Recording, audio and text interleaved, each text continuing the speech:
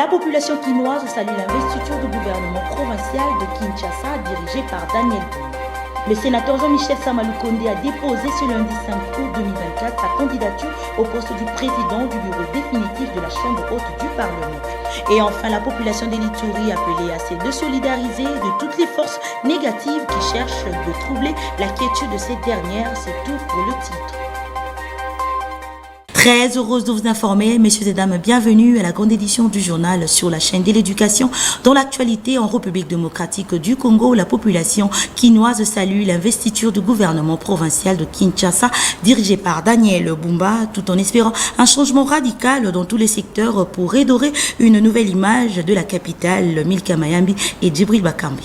Saluant enfin la sortie de ce gouvernement, on a longtemps entendu. Et les personnes qui composent ce gouvernement sont des personnes qui sont capables de relever les défis. En suivant le discours de M. Daniel Bumba à l'Assemblée provinciale de Kinshasa, il a parlé d'un budget de plus de 9 à 10 milliards de dollars sur les 5 ans. Et moi, je me dis que c'est réalisable. Je suis M. Héritier Ngachi, cadre et communicateur au sein de l'AFDC du professeur Modeste Baïtou. Par rapport à l'investiture du gouvernement Daniel Bumba, ça fait longtemps, on a attendu la mise en place de ce gouvernement. Finalement, il est arrivé. Les défis sont énormes, la ville est abandonnée, la ville sent très mauvais. La ville est une poubelle, les défis sont énormes à relever en termes de salubrité de la ville de Kinshasa, les problèmes de transport, les problèmes d'embouteillage. Nous avons écouté les programmes du gouvernement provincial, il est ambitieux, étalé sur 5 ans. Cependant, on émet certaines réserves. On a appris certaines réserves. On a appris que le gouvernement attend de donner 85 à 85% de la jeunesse du travail. Nous nous posons des questions, ça sera sur quel secteur, comment il va s'organiser pour donner ce travail, ce sont des questions pertinentes. Il y a une deuxième chose aussi, c'est par rapport au projet de salubrité. Jean-Tilingo Bila, qui est parti des tristes mémoires, nous a mis en place un projet Kimbo Peto, qui en réalité était une farce. Je vais sentir les génies de Daniel Bumba par les projets de salubrité de la ville province de Kinshasa. Bon, c'est vrai que la présidence de Bumba a attaqué le gouverneur à la ville de Kinshasa. Au IDPS et pour nous qui est comme ticket na bango. Il faut que Kinshasa soit na babilo ke belé. On a qui chez Gogo Mulumba comme vice-gouverneur na kate Kinshasa bandira yaki na on absence en mobile tout le monde qui réalisation le baron pour Willeri. Alors azala calme. Je l'ai annoncé tout à l'heure dans le titre parlant élection à la Chambre haute du Parlement. Le sénateur Jean-Michel Samaloukonde a déposé sa candidature ce lundi 5 août 2024 au poste du président du bureau définitif de la Chambre haute du Parlement. Ginel Pezo pour le reportage. Je voudrais en ce moment précis d'abord rendre hommage à son Excellence Monsieur le Président de la République, M. Félix-Antoine Tshisekedi Tshilombo, artisan de paix et de démocratie, mais surtout garant des institutions. Et parlant des institutions, nous avons la prestigieuse Chambre haute du Parlement, qui est le Sénat, et qui arrive à un moment précis, ce début de législature, où un calendrier a été affiché pour la mise en place du bureau définitif de cette Chambre. Et c'est dans ce cadre je suis venu effectivement déposer ma candidature. Candidature qui s'inscrit bien sûr dans l'accompagnement de la vision de son Excellence Monsieur le Président de la République, mais surtout la consolidation des acquis, comme il l'a mentionné.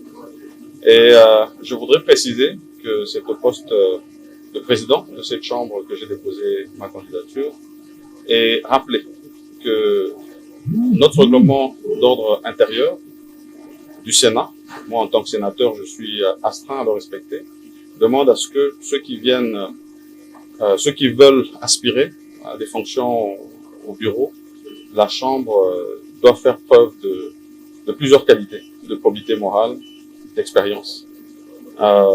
Et je pense que dans le cadre de cette expérience, j'ai apporté à cette Chambre, en tant qu'ancien parlementaire, et puis ayant eu l'occasion aussi d'avoir la gestion des questions publiques.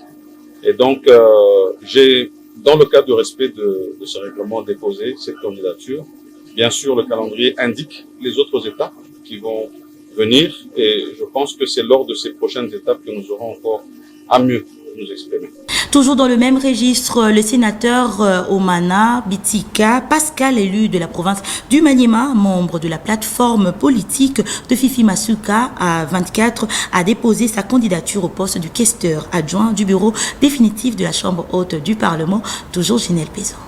Après avoir été investi par les honorables sénateurs, membres de la plateforme Fifi Masuka, A24, AN et A25, l'honorable sénateur Omana Bitika Pascal, élu de la province du Maniema, a déposé sa candidature auprès de la commission Abdoc mise en place par les sénateurs au poste du questeur adjoint du bureau définitif de la Chambre haute du Parlement. Juste après les dépôts du dossier de sa candidature, le vice-ministre honoraire du Plat au gouvernement Sama Lukonde a dévoilé ses ambitions et devant la presse une fois élu au poste du questeur adjoint du Sénat. Honorable Pascal Bitika,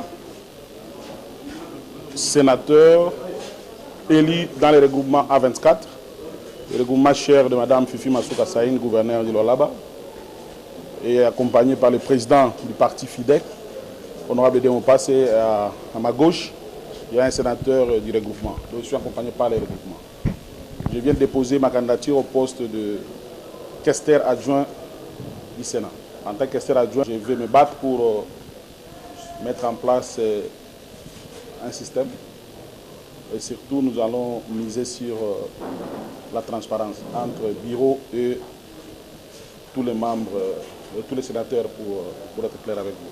Signalons que le sénateur Omana Bitika Pascal était accompagné par le membre de la plateforme Fifi Masuka A24. Et enfin, pour boucler ce registre, de son côté, le sénateur Salomon Kalonda a lui aussi déposé sa candidature au poste du rapporteur adjoint aux élections définitives du bureau de la Chambre haute du Parlement. Suivez-le au micro de Ginelle Pézon une fois de plus. Ma candidature est portée par Ensemble pour la République et ici représentée par le secrétaire général. C'est à lui, c'est lui qui vous posez les questions et c'est lui qui va vous répondre. Cette candidature, c'est un acte de responsabilité citoyenne. L'honorable Salomon Kalonda est membre du parti politique Ensemble pour la République. Il a été élu sénateur dans ce cadre-là. Et en tant qu'élu de l'opposition, élu d'un parti politique qui s'est engagé à jouer le rôle de l'opposition républicaine au cours de cette mandature, donc il accepte par ses gestes de porter le message de l'opposition au sein de la Chambre haute du Parlement. C'est quoi le message de l'opposition? C'est faire entendre la voix des citoyens congolais qui ne sont pas en train de soutenir l'exécutif actuel. Nous sommes un pays avec une réalité républicaine telle qu'il y a une majorité et une opposition. Donc l'opposition fait entendre la voix des autres. Ceux qui ne sont pas derrière l'action de l'exécutif doivent eux aussi être entendus parce qu'ils sont citoyens de ces pays. L'opposition fait entendre la voix de la différence, la voix de ceux qui pensent les choses autrement, la voix de ceux qui voient qu'il y a moyen d'améliorer, de faire mieux que ce qu'on fait là. Et donc, au bureau du Sénat, l'honorable Kalonda va porter la voix de la différence, il va porter la nuance, il va porter les correctifs qui peuvent permettre au bureau de la Chambre de faire son travail et à la Chambre de faire son travail au mieux des intérêts de la nation congolaise. Dans un autre registre, la première ministre chef du gouvernement, Judith Souminois, boucle son séjour à Kisangani, dans la province de la Tchopo, à travers une visite de quelques services publics de la province. Agathe Miezi. La première ministre chef du gouvernement a visité quelques services publics de la province de la Tchopo après les activités commémoratives des Sénécost et c'est en compagnie de quelques élus nationaux, des membres du gouvernement ainsi que du gouverneur de province. D'abord, elle s'est rendue au parc hydroélectrique de la Tchopo où une usine de captage d'eau est installée afin de produire l'électricité pour la population de Kisangani et des environs.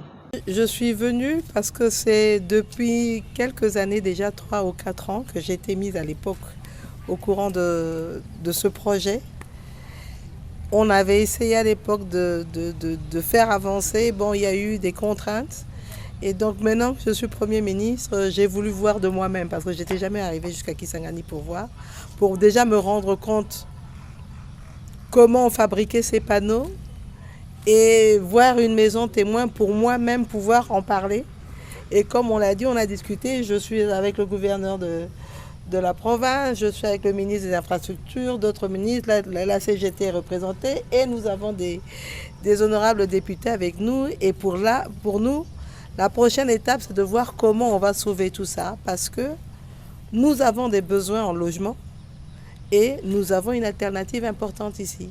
Ensuite, la chef du gouvernement a visité la direction provinciale de la CGT. Ici, il y est installé une usine de production de maisons préfabriquées dont la première production remonte à l'année 2018. Mais depuis, plus rien. La Première ministre a néanmoins pu visiter une maison témoin préfabriquée sur place sur base des panneaux produits à base de sel de polystyrène. À la fin de son séjour à Kisangani, la chef du gouvernement est revenue sur la question du Génécost pour affirmer que son gouvernement va se battre pour qu'on reconnaisse plus de crimes graves contre les populations congolaises de la part de pays étrangers, y compris entre les communautés. Le ministre d'État, ministre de la Justice et garde-sceaux Constant Mutamba s'est imprégné de la première opération d'indemnisation de victimes de la guerre de Kisangani dans la province de la Chopo. Je vous invite à suivre Constant Mutamba au micro de Clarisse Chibonda. Nous avons observé qu'il y avait de l'anarchie, il y avait du désordre dans l'organisation de l'opération d'indemnisation de victimes. C'est pourquoi nous avons diligenté à l'époque l'audit de l'IGF qui nous a présenté un rapport peu reluisant qui nous a poussé à confronter cela avec les déclarations des victimes elles-mêmes. Après cette confrontation, nous avions pris la plus grande décision de la suspension de toute l'équipe dirigeante des Frivao et que nous avons mise à la disposition immédiatement de la justice.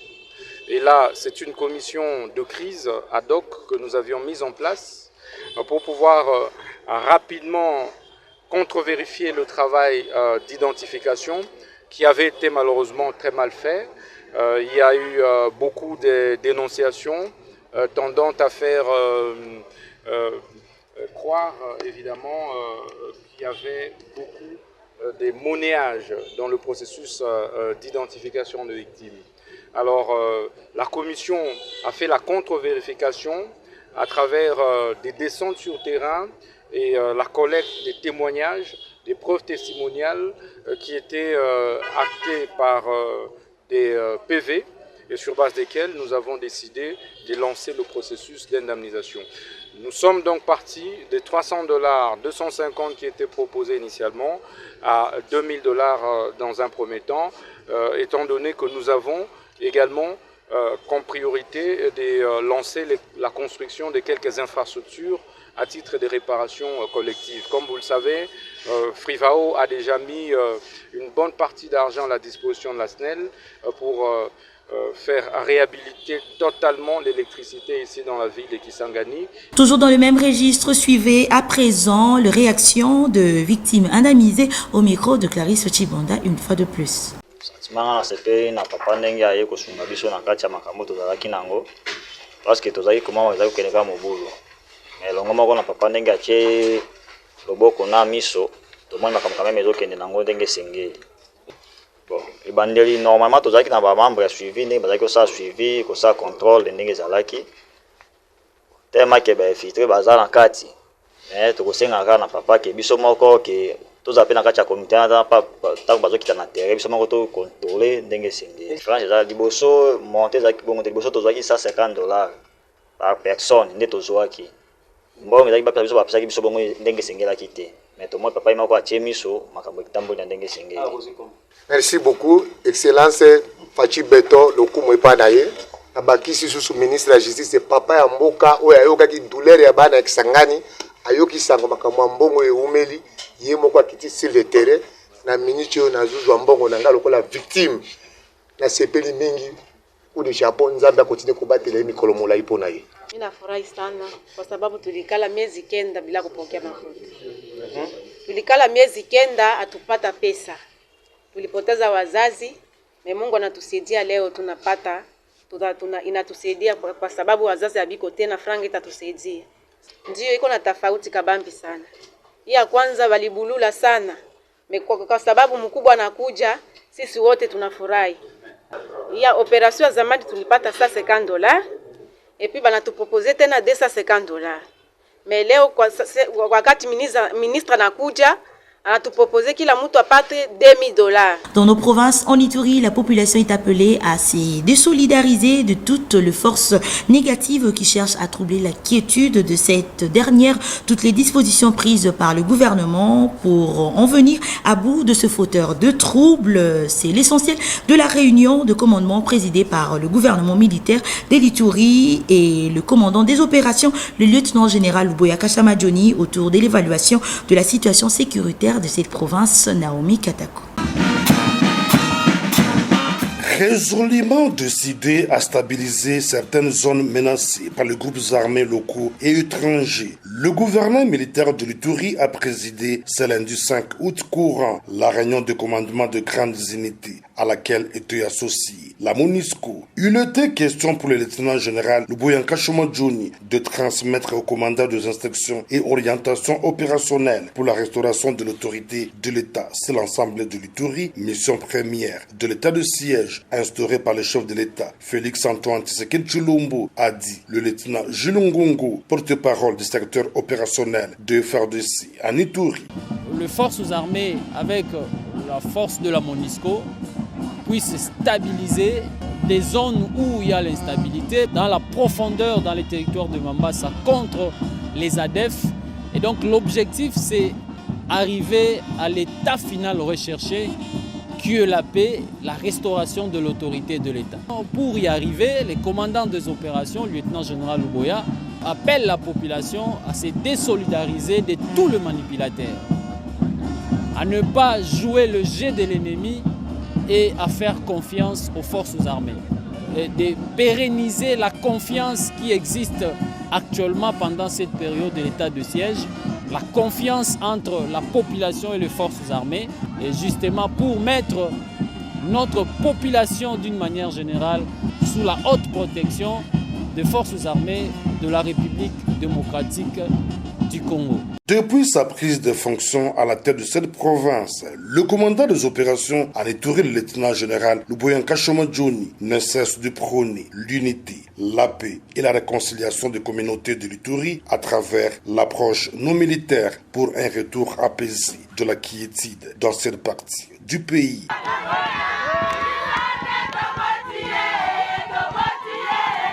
Tout à fait autre chose, aspect déontologique dans la sécurisation de l'exercice de la pharmacie. Tel est le thème de 21 journées déontologiques de pharmaciens qui a eu lieu le week-end dernier, organisé par le Conseil provincial de Kinshasa de l'ordre de pharmaciens Suleiman Kalunga. Réunis dans le conseil provincial de l'ordre des pharmaciens, les pharmaciens de Kinshasa ont répondu massivement à l'appel lancé par le nouveau comité dirigé par les pharmaciens Hervé Nkwei à la 21e journée déontologique de pharmaciens dont les soucis de garantir la sécurité et l'efficacité dans l'exercice de leur profession. Le pharmacien peut évoluer dans l'entrepreneuriat et le management. Le président provincial Hervé Nkwei s'est exprimé en ces termes. C'est un moment très crucial pour nous où on a abordé les thèmes relatifs aux aspects déontologiques liés à la sécurisation de l'exercice de la pharmacie. Pendant tout ce temps, lors de cette journée, nous avons eu le privilège de discuter sur les défis et les solutions pour nous rassurer que notre pratique, donc la profession de pharmacie, maintient encore ses standards d'éthique. Voyez-vous, pour la même occasion, nous avons aussi eu à décerner, à remettre le palme d'or au président honoraire sortant, qui, d'une manière ou d'une autre, par leur contribution significative, ils ont aidé la corporation à avancer. Pour le pharmacien Mboma Koumeza, élu de la Tchango, en sa qualité de député national, va pouvoir mener un plaidoyer au niveau de l'Assemblée nationale afin de garantir la sécurité et l'efficacité dans l'ordre de pharmaciens. Et tant qu'élu, j'ai compris et je pense que comme nous sommes pendant les vacances parlementaires, après cette période, nous avions des éléments à présenter au niveau de l'Assemblée nationale. Parce que le pharmacien est une personne qui doit être respectée, qui doit être protégée. Et je pense qu'en tant que pharmacien, nous allons faire un effort de faire des propositions. Il s'est de noter que cette 21e journée d'ontologique a eu lieu après l'installation du nouveau comité provincial. Parlons politique à présent, maître Fabien Luntala, porte-parole du parti politique Union congolaise UCO, appelle la population congolaise à l'unité nationale pour soutenir le FRDC pour mettre fin à l'insécurité dans la partie est du pays, pour recueillir des Christian Lissouko. Nous n'avons qu'un seul pays, c'est la RDC. Et ces pays méritent d'être entretenus. Les bourreaux qui commettent des actes criottes, des atrocités dans la partie est du pays, méritent des graves et des lourdes sanctions. Et donc on en a assez. Mais je salue l'initiative, les efforts du président de la République, son Excellence Félix Antoine Tshisekedi, qui se mobilise, qui ne cesse de trouver des voies et moyens pour mettre terme à ces génocides dans la partie est du pays. Mais ces génocides ne va pas finir si on n'est pas un. Alors, ces génocides ne va pas, n'est-ce pas, prendre fin si l'on n'arrive pas à nous prendre en charge. Seuls nous-mêmes, les Congolais, devons d'abord se mobiliser pour prendre les dispositions avant d'aller voir ailleurs. Et donc, je voudrais lancer un message très important à tous les Congolais, c'est de se coaliser les forces pour faire face à cette agression rwandaise, une agression injuste qui nous est imposée par les Rwandais. Les Rwandais, c'est un petit pays, bon, du point de vue géographique, c'est un petit pays, mais vous allez constater que le Rwanda, c'est un pays qui est soutenu par plusieurs firmes multinationales. C'est un pays qui est soutenu par plusieurs pays, c'est-à-dire les plus puissants même de ce monde. Mais nous, en tant que les Congos, nous n'allons pas baisser les bras. Nous allons nous mettre au four au moulin. Nous allons mobiliser davantage, nous allons mettre des voies et moyens. Notre armée qui est en train de prendre davantage de l'assaut, la montée en puissance de notre armée congolaise va davantage faire en sorte que nous puissions, n'est-ce pas, finir avec cette agression rwandaise dans les jours à venir. En société, de flaques d'eau se sont créées sur l'avenue OUA dans la commune de Kintambo, une situation qui ne permet pas la bonne circulation de véhicules, de taxi-motos et voire même des piétons de circuler librement. Reportage signé Milika Mayambi et Fanny Chiswaka. Il est très difficile de circuler sur la route de l'OIA, précisément dans la commune de Kitambo, suite aux flaques d'eau qui s'est créée sur cette route faute de manque de caniveaux qui peut permettre à cette eau de bien couler. La circulation des véhicules, de motocyclistes, voire même de piétons n'est plus fréquente et ils ne peuvent plus circuler librement à cause de cette eau. Ils doivent emprunter d'autres routes pour finir leur course au rond-point magasin. Maman, mayo depuis kala ezala raté. Souvent les mecs au monde rara so ba sala tirasement il fallait qu'il ne bimati côté ya boulevard. Ce que tout le monde a musala ba kata yango ba ma ya tirase bima kune ya utonda awa. Vraiment makambo ya mayi oyo toleli mais tout le monde a solution ya bien ezate. Bato ya OVD balekaki awa batali baye basimbi musala ya bien esala mate. Ti lelo tout le monde a passé to le kaka ndenge bozo mona wana. Tout le monde a passé to kwea na mai oyo ba client ebe bazo beba biso pe tozo beba Dans ce coin, les vendeurs de maisons commerciales ont des difficultés de vendre. Ils préfèrent mettre un terme à leur vente suite à ces taux qui leur dérangent et ne permettent pas aux clients de faire le marché. Et la vente ne se fait plus comme avant.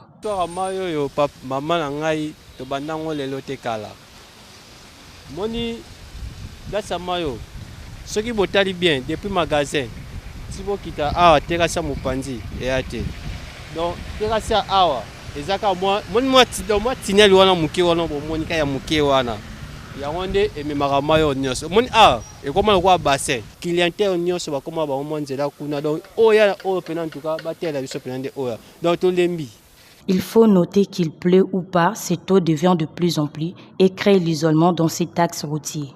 La population appelle le gouvernement de penser à eux quant à ces. Toujours en société, la pénurie d'eau à Kinshasa est un problème majeur dans plusieurs communes de la capitale. Le cas du quartier Salongo dans la commune de Lemba où la population se sert toujours de l'eau de pluie pour leurs besoins ménagers, Djibril Wakamba et Milka Mayambi. Il y a de coins à Kinshasa où la population vit comme au Moyen-Âge alors que nous sommes en plein 21e siècle. Ici, nous sommes dans la commune de Lemba au quartier Salongo. La population de ce coin de la capitale souffre en eau potable.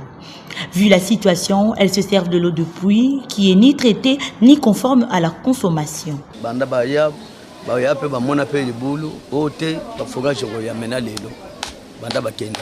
Bango ka posa bango ezala ka baye to voter ale suka na yango mai obo yebisi bango te loko moko suseza te. Suseza. Mayo nyoto so bikisa biso ko biso nyoso ka. Eza na likolo.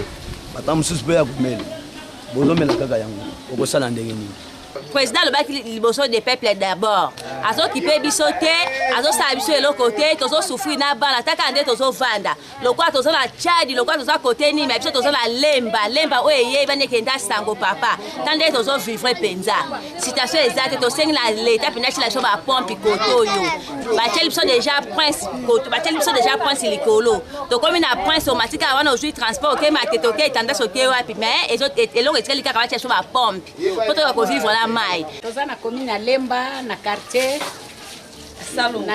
Salongo l'évolution do passe ya mai toza na passe ya mai makasi do mai ya pompe ezalaka te do tomelaka mai ya mabulu kotoka mai ya mabulu bakonzi mpenza boya kotalela biso koto ata mai ya pompe ya pamba bokoko ya kotiela biso bosunga biso tozala bien mpona mai mboka bakanisaka biso te pourquoi to voter bango mais rien et l'autre côté ba député bakenda tozomona bango te est-ce qu'année prochaine ba royal sous to voter bango ba konsamboka batela biso likambo ba yela biso kata maya komela l'eau c'est la vie mais to souffrir ka pona mai basunga biso. Que les autorités de ces secteurs prennent des mesures appropriées de servir à la population l'eau potable comme exige la loi congolaise. Nous citons la population a droit à l'eau potable. Bouclons ce journal par cette information sportive. Jeux Olympiques Paris 2024. La République démocratique du Congo n'a gagné aucune médaille dans toutes les disciplines représentées dans sa 15e participation aux Jeux Olympiques. Pour plus de détails, suivez cet élément de Roméo Jérimwamba. Pour la énième fois, la République démocratique du Congo quitte les Jeux olympiques sans décrocher la moindre médaille. À en croire, les 6 ambassadeurs comptés parmi l'équipe, 5 ont été éliminés de leur première confrontation. Il s'agit de Arnold Kisoka qui a perdu par abandon dans la catégorie des moins de 60 kg devant l'Israélien Iam Wolzok le 27 juillet dernier. Le 30 juillet dernier, Marcela Sakobi perd 3-2 dans la catégorie des 57 kg face à l'Ouzbek Sitora. Le 1er août, Brigitte Mbabi, bien qu'exemptée du premier tour, sera éliminée dans la catégorie des 66 kg 4-1 contre la Thaïlandaise Jamjam Swanarfeng.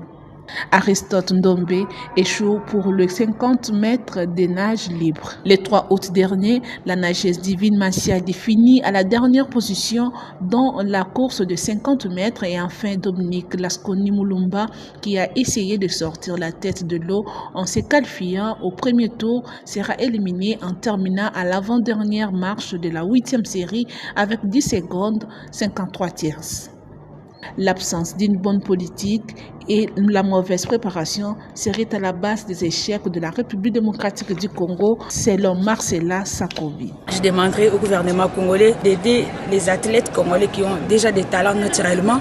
Si on ajoute encore les stages, on aura vraiment une médaille. Moi, Marcella, personnellement, j'étais déterminée d'aller loin si j'allais pas avoir le médaille, mais de passer même 3 combats ou 2 combats.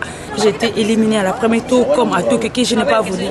Et pour ça, c'est pourquoi on a aussi un stage. Pour que stage, le gouvernement congolais a accompagné le ministère du sport, le comité olympique, parce que on a un stage avant. Il est de noter que l'État congolais doit s'impliquer davantage pour décrocher plus de médailles et de faire en sorte d'avoir un bon nombre d'athlètes. Nous sommes arrivés pratiquement à la fin de cette grande édition du journal, mais avant de nous quitter, suivez les rappels de principaux titres. La population quinoise salue l'investiture du gouvernement provincial de Kinshasa dirigé par Daniel Boone. Le sénateur Jean-Michel Samalukonde a déposé ce lundi 5 août 2024 sa candidature au poste du président du bureau définitif de la Chambre haute du Parlement. Et enfin, la population de l'Ituri appelée à se solidariser de toutes les forces négatives qui cherchent de troubler la quiétude de cette dernière. C'est tout pour le titre. C'était ça le rappel de titre de cette grande édition du journal. Messieurs et dames, merci de nous avoir suivis. Nous disons un grand merci à l'équipe rédactionnelle. Quant à moi, je vous retrouve prochainement. Au revoir.